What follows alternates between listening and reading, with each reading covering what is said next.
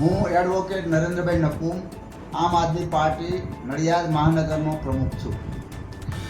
આજે આપણે ભાવનગર ખાતે જે લઠ્ઠાકાંડ થયો એના માટે આપણે આજે વાત કરવા માંગીએ છીએ. ભાવનગરમાં જે લઠ્ઠાકાંડ થયો એમાં જે લોકો મરી ગયા, 6 લોકો મરી ગયા છે ને હજુ આંકડો વધતો જાય છે. આજે કંઈક સમાચાર છે કે 9 લોકો ગુજરી ગયા છે. તો જે ગુજરી ગયા એના માટે આપણે સંવેદના વ્યક્ત કરીએ છીએ. પરંતુ મુદ્દો એ છે કે ગાંધીજીના ગુજરાતમાં દારૂબંધી છે, સારી વાત છે, પરંતુ દારૂબંધી હોવા છતાંય દારૂ છડેચોક વેચાય છે, બનાય છે, આવે છે, તો એના કારણે અનેક કુટુંબો બરબાદ થઈ રહ્યા છે. તો હવે આ સંજોગોમાં દારૂ એવું કે આ જે કંઈ ગુજરી ગયા એ નકલી દારૂ પીવાના કારણે, તો આવું બધું જે બની રહ્યું છે તો એ ન બનવું જોઈએ.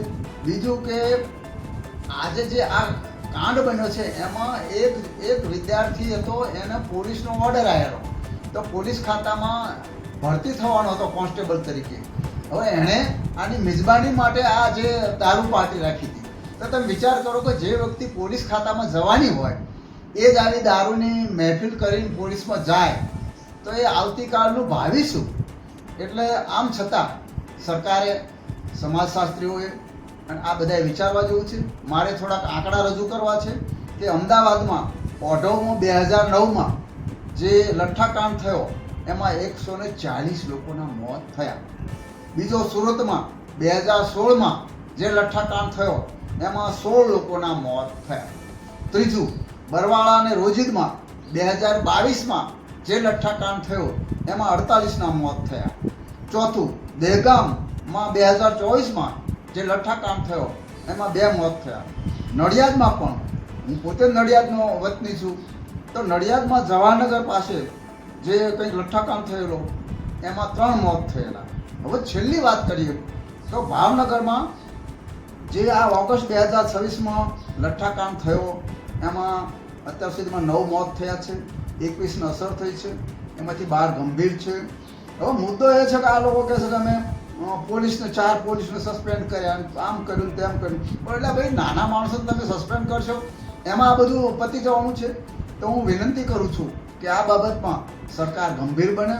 રાજ્યના ગૃહમંત્રી એમ કહે છે મેં ચમરબંધીને છોડીશું નહીં, તો લો હવે આમાં તમે શું ભડાકા કરો છો જુઓ. અસ્તુ. હું ભરત પટેલ, ખેડા જિલ્લા આમ આદમી પાર્ટી પ્રભારી.